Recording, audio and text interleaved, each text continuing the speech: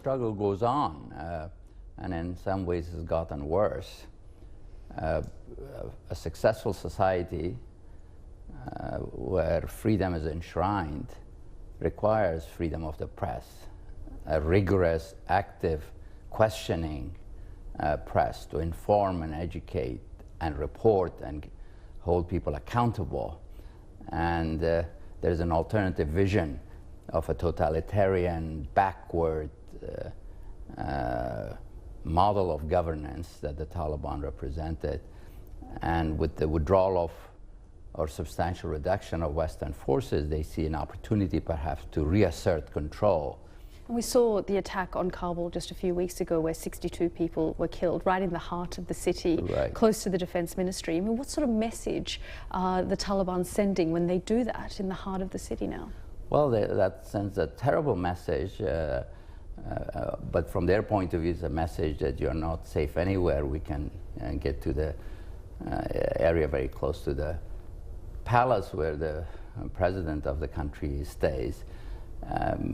It just also shows that they have access, that they can come on that close to the presidency. It's very important to mobilize support for the government to do better, because on the one hand you have a reduction in foreign military presence. On the other hand, you have a difficult government, unity government that has not worked as well as the Afghans had hoped. And yet, I mean, we talk about foreign forces being out of the country. There are still thousands of American troops in Afghanistan, sure, yet it hasn't even rated a mention in this current election campaign. Right.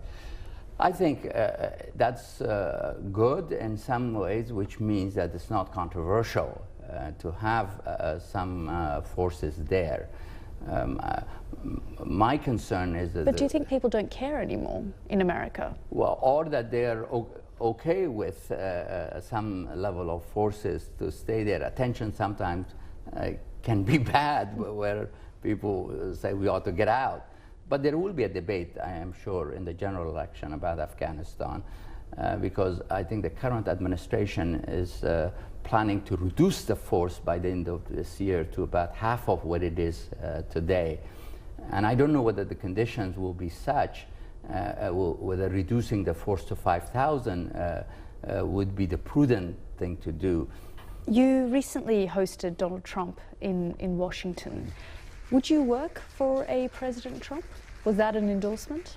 It was not an endorsement. Number one, I have fundamental disagreements with him on foreign policy. I believe strongly in the state and nation building when it is necessary to solve a strategic problem. I believe strongly in promoting change and transformation, advocate for freedom. It's the country that I care about and its role in the world. And you know, presidents come and go, and if I thought I could help move the policy in a positive direction that's helpful to America, helpful to the values and interests that America stands for or should stand for, absolutely, I'd be willing to help. But his rhetoric is very dangerous, especially for the establishment, isn't it?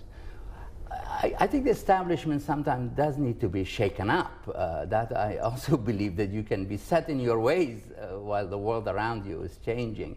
Now, I don't like part of what Donald Trump is saying in terms of foreign policy, which is an area that I know something about. But I do not rule out that most of the establishment will come together and unite with him or behind him should he be the nominee. Ambassador, thank you so much for your time. Well, thank you. It's great to be with you. Thank you.